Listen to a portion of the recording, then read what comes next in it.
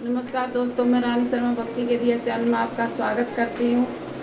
तो आज हम आपके लिए एक और नई जानकारी लेकर आए हैं, तो वीडियो को अंत तक देखिए, चैनल को सब्सक्राइब करिए, कमेंट करिए, वीडियो को शेयर करिए। तो वीडियो स्टार्ट करते हैं। तो आप सबने महाभारत में शकुनी के बारे में सुना होगा। शकुनी का महाभारत में अहम रोल रहा है। तो गांधार देश के राजा सुबल थे, जिनके 100 पुत्र और एक पुत्री थी। उन्होंने अपनी पुत्री का नाम अपने देश के नाम पर गांधार पर उन्होंने अपनी पुत्री का नाम गांधारी रखा। गांधारी जब विवाह के योग्य हुई तो ब्राह्मणों ने राजा सुबल को गांधारी की कुंडली देखकर ये सुझाव दिया कि गांधारी के विवाह में सुख नहीं है। तो राजा सुबल ने जब उपाय पूछा तो पंडितों ने कहा कि गांधारी के 2 विवाह के योग हैं।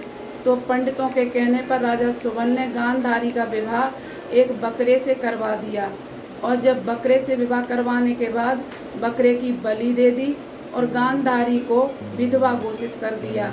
और ये बात राजा सुबल ने सबसे छुपाई और राजा सुबल ने गांधारी का विवाह महाराज धृतराष्ट्र के साथ कर दिया। और विवाह के पश्चात जब धृतराष्ट्र को ये बात पता चली कि गांधारी विधवा है, तो इस तरह से उनको बहुत क्रोध आया राजा सुबल पर। तो राजा सुबल को उनके 100 पुत्रों सहित बंदी गृह में डाल दिया और उनको खाने के लिए कुछ भी नहीं देते थे। एक मुट्ठी चावल दिया करते थे। राजा सुबल ये जानते थे कि एक मुट्ठी चावल से इतने बड़े परिवार को जीवित नहीं रखा जा सकता। इसलिए राजा सुबल ने ये निश्चय किया कि वो अपने एक पुत्र को जिंदा रखेंगे। तो वो एक मुट्ठी चावल अपने छोटे पुत्र शकुनी को दिया करते थे, क्योंकि शकुनी बुद्धि में बहुत प्रबल और बुद्धि में बहुत तेज था और जुआ खेलने में बहुत निपुण था।